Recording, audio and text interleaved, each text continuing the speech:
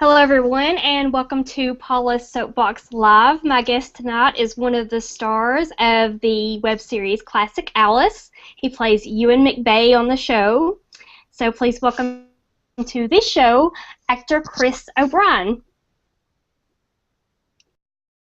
He's here, I promise. He's having technical difficulties, though. Just to remind you, if you are on Twitter right now, while you're watching, use the hashtag Hi. SoapboxChris to ask him questions. So, are you there, Chris?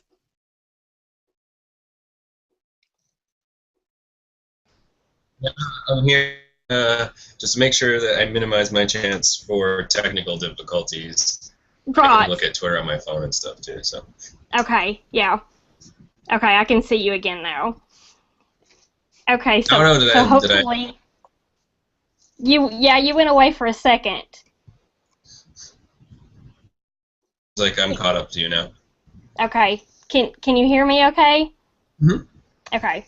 So, obvious question, how did you become involved in Classic Alice? It's funny enough. It was actually I was connected to the people who work on Classic Alice through Twitter. Mm. One of their fans followed me and suggested that thought I'd be great on the show if they had a part for me, and suggested that Kate Hackett and I meet up. And she took a look at my website and saw that I lived in Los Angeles and everything, and liked what she saw. So she agreed to meet up with me and see if I'd be just a good fit, somebody she'd like to work with in general. So we grabbed breakfast, and we hit it off. And then I guess it was a couple months later when they were auditioning for Ewan, they let me know, and I sent in my audition. I was actually working on a different project in Texas at the time, so I had to self-record my auditions and email them, and then they liked me, so they cast me. Well, that's really cool. I mean, you have really great fans that they're looking out for you, it seems. Yeah, it's kind of a fitting story for something like Classic Alice, which is new media, and they do this sort of the transmedia stuff, which so they're doing storytelling on Twitter and Tumblr and everywhere else as well. And so when Right. they're telling the story where their fan base is, and so their fans now, I guess they look out for stuff like that, and somebody liked me and liked them and connected us. Yeah. So, for people who haven't seen you on the show yet, just how would you describe your character?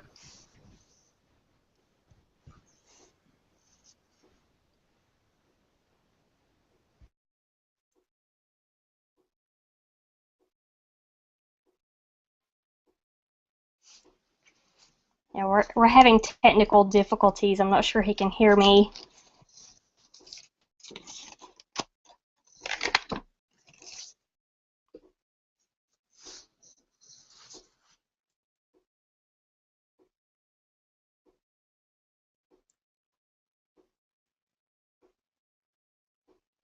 Like that. He's used to kind of his small group of friends and spending a lot of time, like alone in his room. And so Alice, for the book Pygmalion, wants to bring him under her wing and help him learn how to play the popularity game a little bit and broaden his horizons in terms of what he.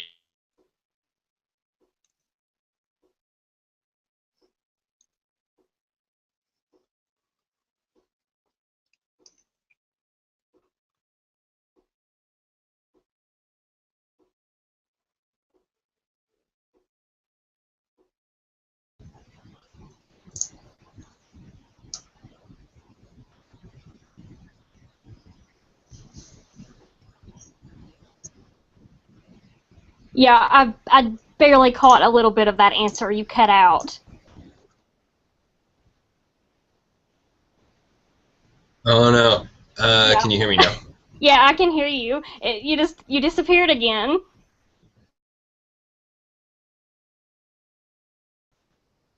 and now you're frozen again.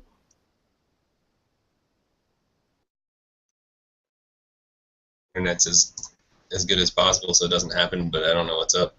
Right, I don't either. Um, It's probably Google. I guess what were we?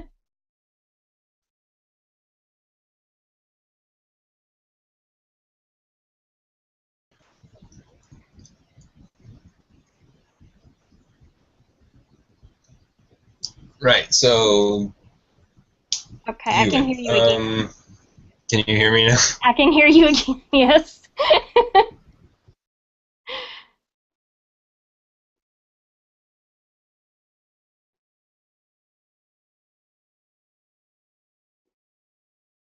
I, I don't hear back from you for like 10 I seconds. know, I know. It's like you start to answer the question and then you disappear, and I have no idea what you've heard and what you haven't heard. I don't know what's going on. Oh no. Um, I wish I knew how to make sure it wouldn't How to happen. fix it? I'm not sure that there is Lag. a way to fix it. If I've it's had internet internet trouble all Google day too, thing. though, so I don't know. Maybe something else is up. Okay, yeah, that it could just be like the internet connection's just not quite right. Okay, so quickly, do you want to describe your character again? Yeah, I don't know. I'll try. Okay, so Okay. Ewan is tough to describe because he kind of the point of the character is that he has to change all the time. He's constantly changing. Some of that's by design, and then once it starts, it kind of spirals off on its own a little bit. Um, but the basic idea is this is a person who doesn't have a lot of practice being social at all. He maybe has a very small group of friends, and he's used to having a very limited set of interests that he talks about with these people. Maybe he hasn't gone through a lot of the sort of life experiences that people who just tend to be more social and go through and develop person-to-person interaction Yeah. skills. So anyway, Alice wants to take him under her wing and sort of teach him how to play the popularity game a little bit anyway, and more importantly, broaden his horizons and help him develop some social skills that your average adult should have. Right. Yeah. So That's about it. and now the classic Alice, the focus is on Macbeth, and Alice is plotting Yeah. revenge on your character for breaking her heart because she kind of created a monster in you. So Yeah, that's kind of the question, isn't it? How much of the monster that Ewan became is sort of her fault, and how much of it was just kind of already there. right, All he really needed was somebody to kind of like tip him over into right, that. And I don't know. I think it's got to be a little bit of both, but I don't know that far down unless it was already in them. So um, Ewan still has a lot of learning to do, right. Yeah. no matter what the answer is. um. So I know, like, I think it was the first episode you appeared in. Your character gave Alice a comic, and you've continued to make these comics in the social media as your character. So Yeah. how did it come about that you would be making this comic in the show using, this own talent of yours? It was just something I mentioned to Kate and to the production team before I was even cast. Actually, is that in 2009 I started working on a comic, and at the time I just wrote comics. I mean, I'm still not a particularly good artist or cartoonist or anything. Um, but me and my friend Amy T. Falcone at Amy T. Falcone on Twitter, we started a comic while we were still in college back in Rhode Island. And she's gone on to actually be a pretty successful independent webcomic artist in her own right. Mm-hmm. She currently has a comic called Click Refresh, and she appeared on that one season of Penny Arcade TV that they called Strip Search, which was like Project Runway for webcomic artists. Anyway, but it's, because of her and I having that sort of creative partnership, I learned a lot about making comics, and I developed kind of a love for comics, webcomics in particular. And so eventually I started trying to make my own. Uh,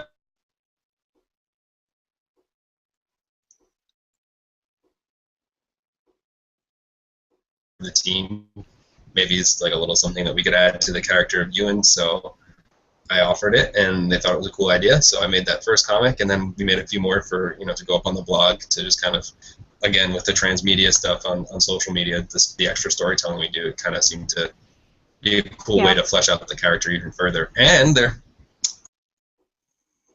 lot of actual in terms of as his character and a person, sort of hidden in those comments. Yeah. Yeah, well, I knew that you would continue doing these as you and It was very long and Twitter. rambly. Did you get most of that? I got most of it, so... Or did I cut out a lot? Yeah, it cut out a lot, but I got most of it, so... Okay, so is there a book that you hope to get to explore on Classic Alice?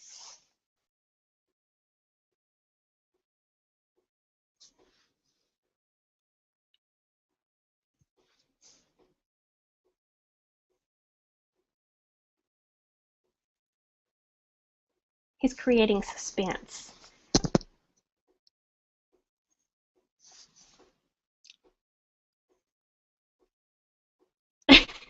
I don't know if you can hear me or not, but you've cut out again.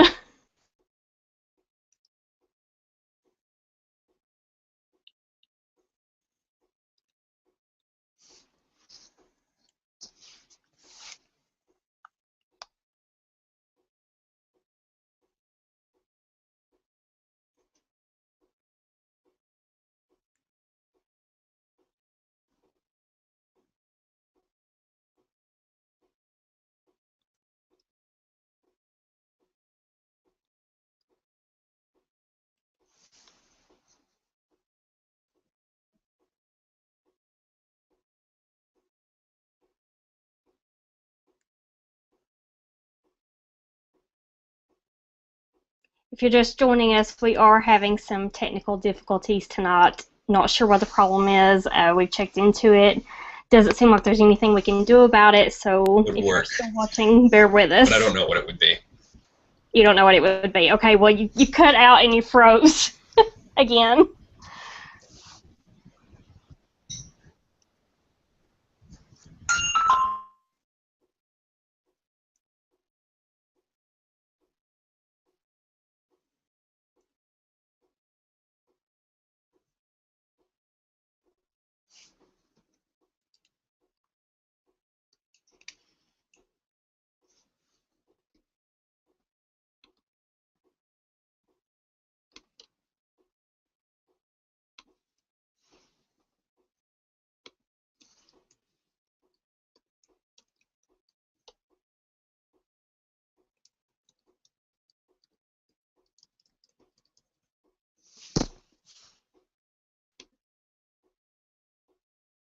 Can you see me or hear me?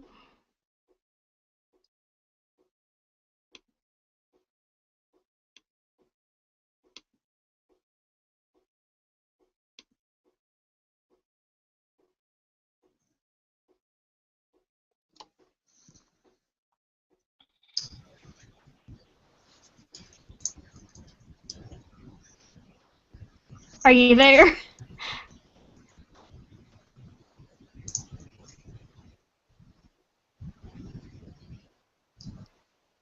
Are you there?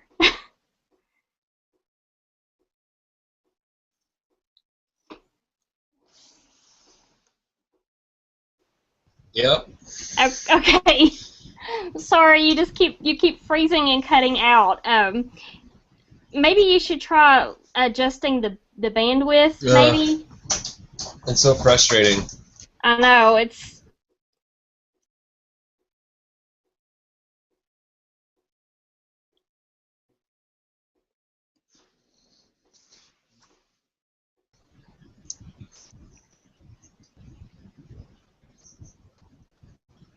Let me see if I move closer to my router, if that helps or anything.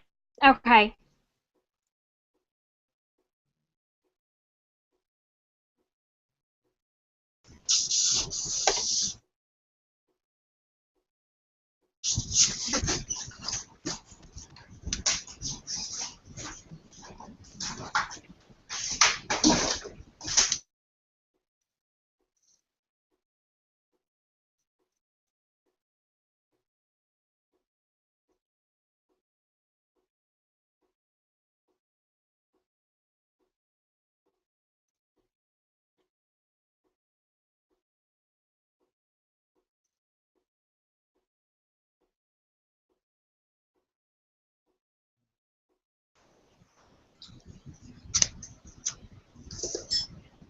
Okay. I can see you and I can hear you. Yeah, better. Yeah. Yeah. If it All right. stays that way, we're good. Yeah, maybe just being closer to the router will help cut down on. Yeah. I don't always, but sometimes I have real bad internet connection problems where I live, and I think it has to do with just how many different networks there are around here and they interfere with each other. Yeah. Could be. Oh, okay. Well, hopefully we can get through this. The last thing I asked you was if there was a book that you would like to explore on Classic Alice, and I got sort of the end of the answer, but not all of it. Yeah, it's really tough to say. I don't want to give away any spoilers for this current book, Macbeth. Right. I think you can sort of tell based on how the books sort of tend to work out on Classic Alice that they do follow the books more or less. But then again, you're never really sure because Alice can't control all the other people in her life, Right. no matter how hard she tried. She's currently reading. So that said, I really like Ewan to stay around and stay involved. And since the moment I was cast, I've been nudging the production team and the writers to find ways to keep Ewan there and keep him involved. So well, of course, I mean. Yeah. So I don't. But the thing is, I don't know what book that would be. Yeah. Whether or not Ewan's involved, books I'd like to see them do are things like Moby Dick. That would be a difficult one to do, I would think. I think that would be really hard, but I think somehow it might be fitting for Alice because she can become a little, what's the word they use in it, monomaniacal. Right. So maybe she could learn something from a book like that. I think that'd be interesting. So, what made you decide to become an actor and a writer? It's kind of a long and repetitive story, but basically, at every stage of my career as a writer, I've just sort of like figured, I won't really do this anymore. I'll focus on something else, or I'll probably get a job, or doing something else, some sort of steady day job or office job, and then I ended up acting again. So that I started acting in high school, kind of accidentally fell back into it in college, and then I picked up the major because I was doing so.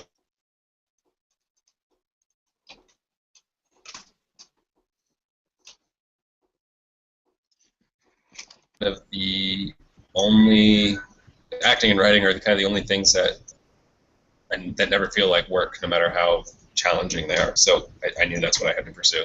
Right. So you did a commercial recently for LG G3 phones. Has that, or will it be televised?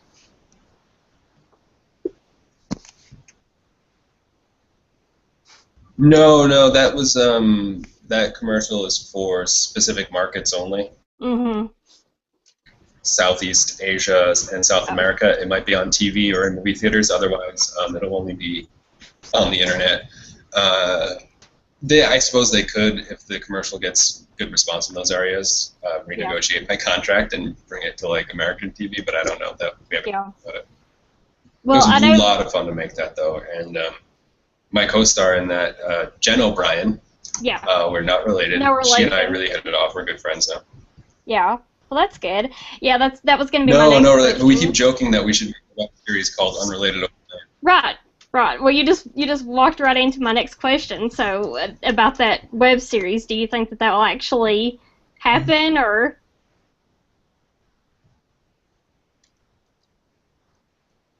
I don't know. That's kind of like a funny. Yeah, but working.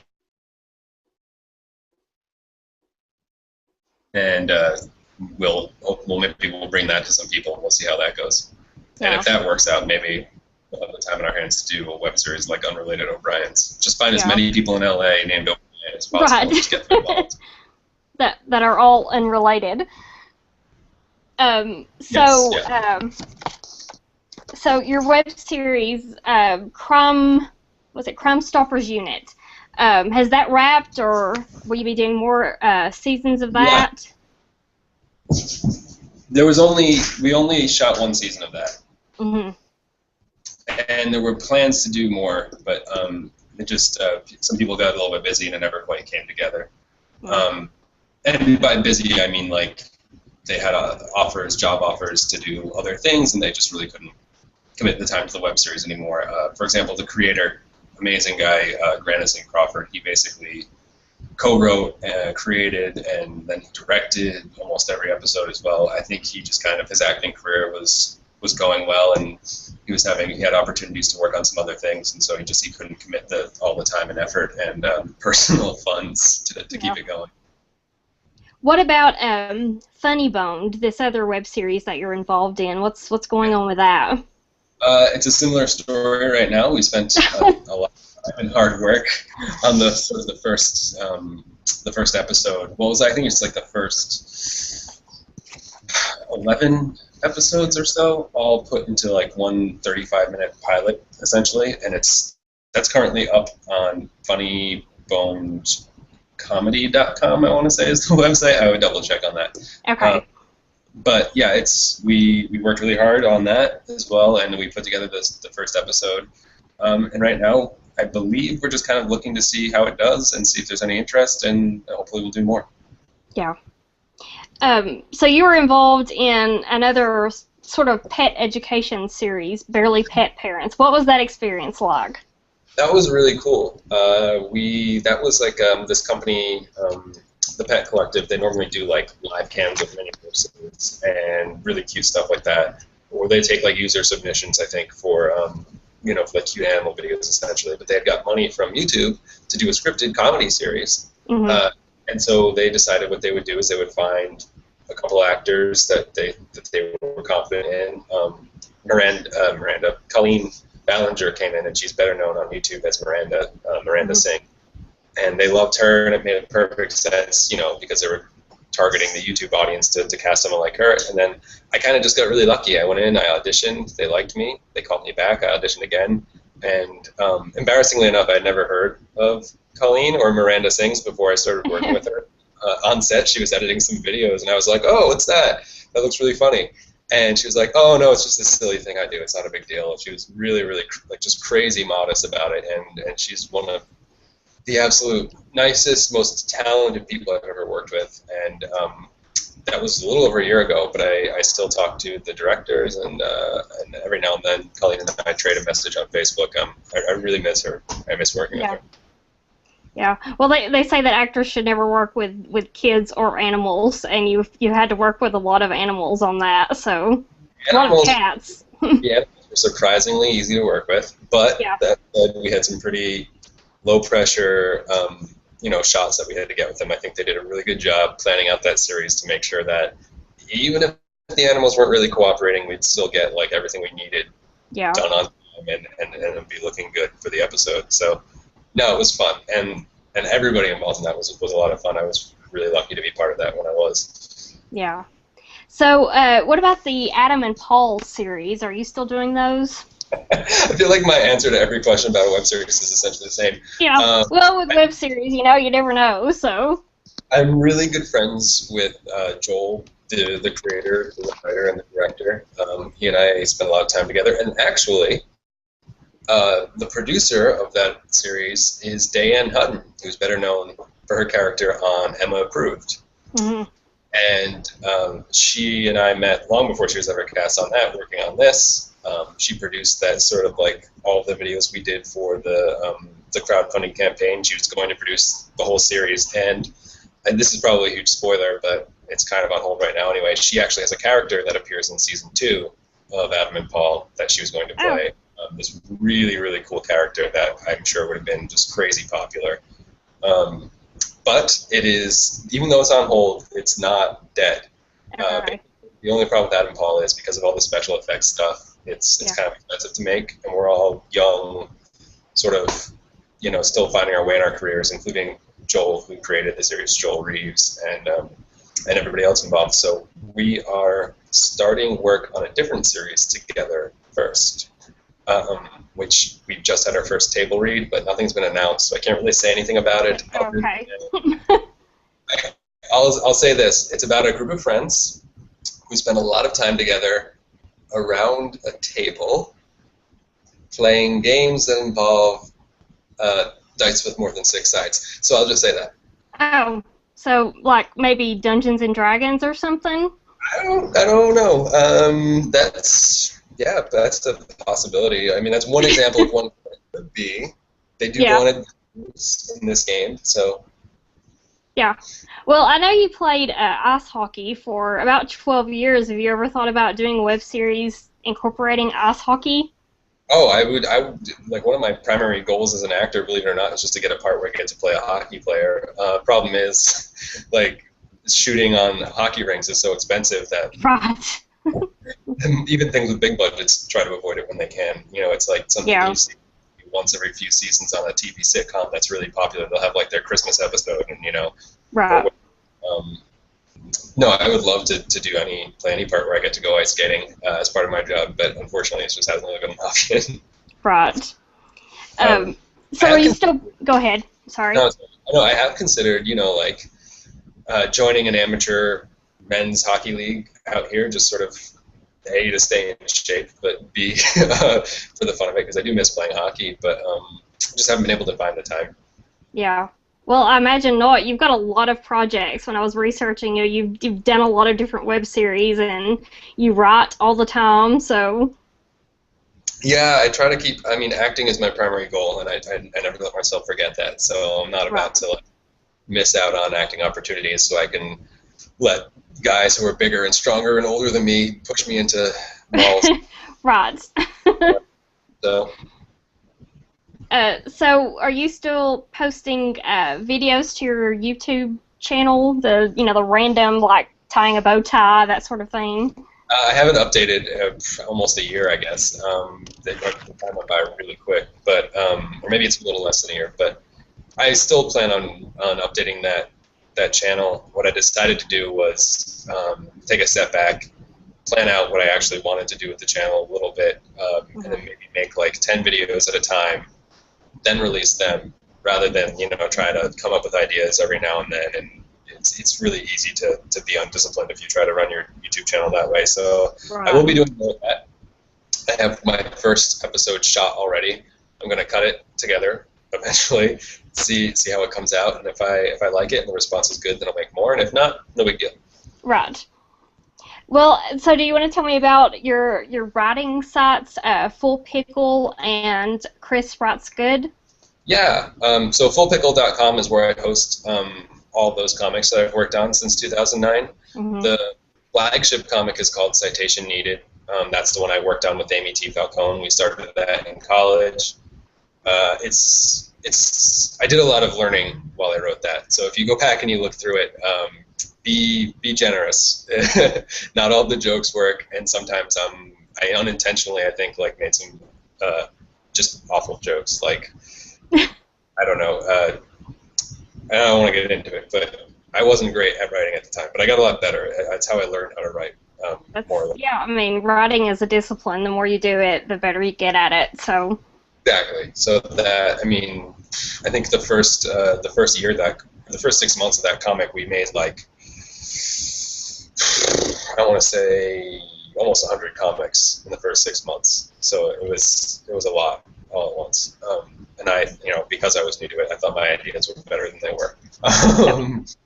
And then, but that comic kind of evolved continuously as we went on. Eventually, I don't think it's still hosted there. Amy started her own comic called Cardigan Weather, sort of a personal comic. That might still be up there.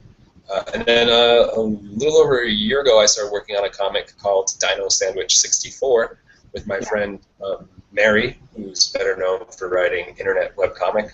That's internet-webcomic.com. She and I were joking on Twitter one night, like, what if we made a comic about dinosaurs who own a gourmet sandwich shop, but they never have any customers, and they talk about retro video games. And she was like, oh, that's great, and I wrote a few scripts, and she thought they were funny. So we made that for a little while. That hasn't updated in a while either. She's been quite busy with school and work. Right. And then finally, Action Food is the comic that I make myself. It updates infrequently, but it is still ongoing, technically. Still going. And sometimes I'll post comics to my writing blog, which you mentioned, chriswritesgood.com. Mm-hmm. That started in early or late November of 2011 or early December, thereabouts.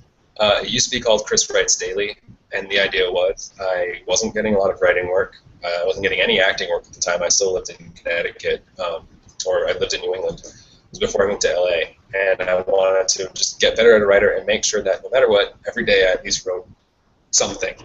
So I started Chris Writes Daily, and for the first 2 years I updated every single day. Sometimes I would fall behind, by a couple days because of commitments to other things, but I'd continue to write and then, post the, catch up, post, even if I had to retroactively post the last 4 days in a row, I still did one post per day. About January or so of last year, right after my 2-year anniversary, I decided that writing every day wasn't realistic anymore, and I had fallen into a pattern with it that wasn't really helpful. I wanted to try different things and experiment more, so I changed the name. I rebranded the site to Chris Writes Good, and it basically just became sort of a living portfolio of my writing. And the first series that I did after that was called Crumbs of My Deleted OkCupid Profile, which sort of... Yeah, I read through some of that, so... it was kind of like a retrospective, I guess you could say, on my brief time in online dating. Right. And I poked a lot of fun at myself and talked about what I learned, and I ended up posting most of my OkCupid profile online, which I think people interpreted as an advertisement, but that's okay. It didn't really seem like an advertisement for OkCupid, so not to me. No, not an advertisement for OkCupid so much as an advertisement for, like, me. For being single, yeah. It never crossed my mind that anyone would interpret it that way because I was just so intensely embarrassed of my profile, and I thought, like, just if I had done nothing but post a profile, it would be a humor piece. But I guess people found it interesting and endearing, and those are very lovely people, and I really appreciate that response. Right. Well, better that than, have a bunch of people come on there and make fun of you for your profile or... Plenty of people did. I didn't always post the anonymous hate messages that I got sent. I guess, I don't know if I call them hate, but anonymous messages of people making fun of me for anything, really. I still get them every now and then. Trolls. So now the writing blog's become just that. It's a writing blog. I only post original content. Now and then I'll self-promote. I'll post a link to something I'm working on, or like a link to an LG commercial or a Classic Alice episode or something. Right. But every now and then I post some new stuff. Sometimes I'll read blogs and some of my own old stuff that I have been thinking about recently and comment on it. If you're interested in writing or you're interested in, I try to keep it mostly comedy and humor. So if you like original internet funniness, you should follow me. It's powered by Tumblr, so if you're a Tumblr user, you can follow me through there, and I'll be on your dashboard. Okay. Right next to Benson Eccles' butt and animated GIFs of Doctor Who. So going back to the Full Pickle site, I noticed that you have a Full Pickle YouTube channel. So are you going to be posting any more shorts to that? I don't think so. I've considered bringing back the web series that Amy and I started with under the Full Pickle. We called it Pretty Shorts. It was an idea I had years earlier that we finally just got around to making and posting online. The idea basically was, what if there were videos that were planned out exactly like a 3-panel comic. 3 camera angles, 3 little beats, 1 joke. You're in, you're out, you're done. You know what I mean? Set up, punchline, over. And hopefully, the videos are short. Over time, you'd get to know the characters, and maybe you just kind of marathon them, and they'd be funny. Yeah. What's up there now is the result of, like, literally 1 day of shooting. Yeah. They're super short. I mean, it's like, 15-second videos, but they were funny. Oh, that was the goal, is to just quick and funny, make them like essentially living like comics except live video, and run with it. I considered bringing it back, but if I did, it probably wouldn't be under Full Pickle anymore. It would have like its own YouTube channel called Pretty Shorts or something like that. Yeah. Because Amy lives in Seattle now, and I live out here in LA. I'd probably work with somebody else, and she's given me her blessing to keep working on that with other people. Yeah. So you wrote, and this is you're actually busy with a lot of things. You wrote a screenplay, and you're working on a second one. Actually, you're Yeah. working on a children's book, Yep. a video game concept. Yep. Can you talk about any of that stuff? Yeah, the screenplay that I finished and wrote was actually something that the director and the director of photography from Barely Bad Parents had approached me about. They had this idea for a script. Neither of them were really writers. They felt like if somebody else wrote their idea, they could make it work and make it funny. And they had seen some of my writing, and they trusted me, and they worked with me, so they trusted me, and they approached me to write that. And so from basically in December of last year, I wrote that script. It's still just a first draft. Neither of them have really had time to do anything further with it. I still have the script myself, and every now and then I take a look at it and tweak it. But that one's kind of just I wrote the script, and if they want to do something with it, it's kind of theirs to do as they like with for now. And yeah, hopefully they pursue it. The second script I'm working on is actually really the first script that I'm working on. That one I've been working on much longer. It's just I haven't really made a lot of progress with it in a long time. Yeah. It's basically your teen comedy, that one crazy night that changes everything, and it's a coming of age story is what it really is. About a kid on his first day of work who gets stranded there and has to find his way home across a city filled with a lot of crazy people all alone. And in the process, he finally makes a friend, and he finally learns what he really needs to do with his life. Yeah. Well, that sounds neat. Make sure you keep me updated on that. Yeah, I'll let you know. It's something I've wanted to get back into and work on, but since I finished that last script last year in such a hurry, I was kind of exhausted. And then by the time I had time to work on it, I was doing some other work. I was doing a feature in Orange County, and then a feature in Texas, and then I was working on Classic Alice. And so my schedule's only really opened up again since January for the first time recently. The video game concept is kind of one of those things that is going to probably be forever in progress. It's a cool idea that I really like, and it's a story I like, but it's just something I work on in my own time for fun. Amy, again, Falcone, she used to help me out with that, doing some concept art for it, which you can find if you look hard enough on her blog. But that's something that probably won't go anywhere. And then the children's book is written. It's currently having art done. It's currently what? It's written, but right now the art is currently done. Oh, okay. Yeah. So do you want to talk about what that's about, or? Yeah, it's a bedtime story, really, more than a children's book. It's it's like a Goodnight Moon, except maybe for kids that are 6 months to a year older than the audience for Goodnight Moon. Yeah. It's the title is kind of a work in progress, but for now it's called Child of the Universe, and it's just kind of about how everything in the universe is connected, and how if you watch, it's like if you took the first episode of Cosmos with Neil deGrasse Tyson and turned it into a bedtime story for 3-year-olds. Okay. Basically. That's the basic idea. My good friend Taylor Crockett, who is a fantastic illustrator and artist out of Seattle, once again, she's been working on the art for that for a while now, and hopefully in the next month or two, she and I will be getting together to meet up and kind of finalize a lot of the concepts that she's worked on and get the last illustrations done, and then we'll take the next step and see if we can find a publisher, and if not, we've considered even doing digital download, self-publishing type thing. Right. That's the good thing about writing a book or something. Now you have that option to self-publish. So.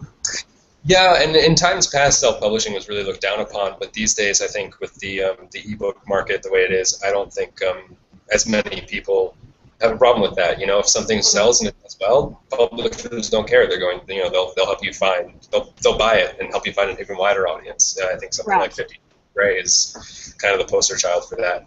Yeah. Not to emulate 50 Shades of Grey in any way at all, but that's that's good. Okay, so you did the short film Sweet for Two Band Geeks. Is that available to watch anywhere now? Ooh, that's a tricky one because it's a student film. It's one of my favorite projects that I've worked on. It was a blast. I'm still good friends with the writer and director, Lizzie Iverson. She actually now works at Skybound, which is one of the studios that is part of Image Comics. They make The Walking Dead.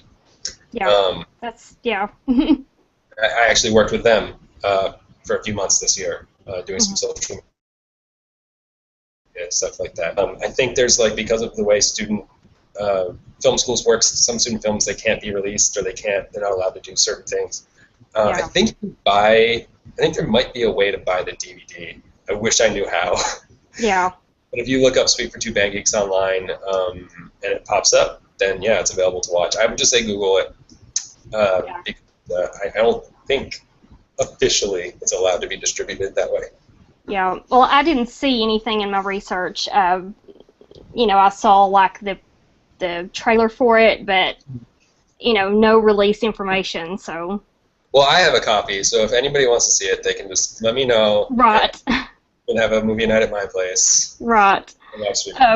So what about Found Footage 3D? Yeah, that's the film I was actually talking about that I shot worked on this past spring. In Texas. Yeah, it was just south of Austin, Texas. Almost a month we were there shooting that, and that's produced by one of the co-producers of the Texas Chainsaw Massacre. Yeah. And it's in case you can guess, based on the title, it's a found footage horror film. Right. But it's about a group of found footage horror filmmakers who go out to make their found footage film. And the ridiculous director has this idea, what if we do it in 3D? Because then at least that's something to differentiate us, right? Anyway, so as they're out there shooting their film, the film they're shooting starts happening to them, basically. Right. Hopefully that'll be out. Well, they're trying. They would like to get some distribution or get a studio behind it or something like that. But one way or another, it'll be out. I think in the next year. That's really good. Yeah, it seemed really neat. I looked at the website and it looked like something very interesting. So. Yeah, I think it's kind of exactly the found footage film that the found footage genre needs right now because it's a cool concept, but there are only so many ways you can justify somebody running around with a camera on, and there's only so many times the audience will buy that, this is real, we just found the tape somewhere in the woods. Right. It works. It's like, no, it's police evidence or whatever. This movie takes all of those tropes, all of those sometimes frustrating plot holes of the found footage horror genre, and finds an explanation for all of them. It makes it work in this one, so I think it's really cool. And it's funny too, but pokes fun at the genre a little bit, which I think needs to be done. Yeah, well, keep us posted on that when we can see it and that sort of thing. Yeah, absolutely. If you follow me on Twitter, that's one of the easiest ways to keep up with me, though I do tweet a lot of nonsense. Otherwise, you can follow my official actor website is also powered by Tumblr, so you can, if you're a Tumblr user, you can follow it, or you can just bookmark my website. It's cjobrien.com. Okay. Well, have we covered everything? Is there something else you would like to talk about that maybe I missed, or? I don't know. You did really amazing research. It seems like if I've done something, you know about it. So I don't think any. Yeah, I researched quite a bit, so. Very impressive. I appreciate it. I guess just make sure you keep watching Classic Alice and look out for Ewan to keep poking his head into her life in unfortunate ways. Right. And most importantly, remember that I play the character. I am not the character, though. Right. So. Right. You are not Ewan. You are not this jerk Ewan guy. You're Chris. We have a lot of similarities. Yeah. I improv'd a good many lines in that first episode when Ewan's talking about his interests in the games he likes to play. Just said things I really do like in character, but we're very different. Right. I don't ditch my date at That's really good. That's really good. Yeah. Okay, well, we got through it. You know, we minus the technical difficulties, we got through the interview. So, I'm sorry. yeah, watch Classic Alice, and you know, it's every Tuesday and Thursday. Yep, Tuesday mornings, I believe 9 a.m. Pacific time is when the main storyline episodes air, and then Thursday mornings is when we have sort of bonus videos and confessionals and things like that. Today is confessional day, so yeah, good time to do the interview. So, yeah. Well, thank you so much, and thanks for sticking with me through all the technical mishaps. Oh no, of course, for having me. Yeah. I wish I should have realized that moving my computer over near the router sooner. You know, this stuff happens. It's, you know, technology. Mm-hmm. So, all right. Well, thank you so much, and I'll let you go. So, Have a good day. All right, you too. Bye. Goodbye.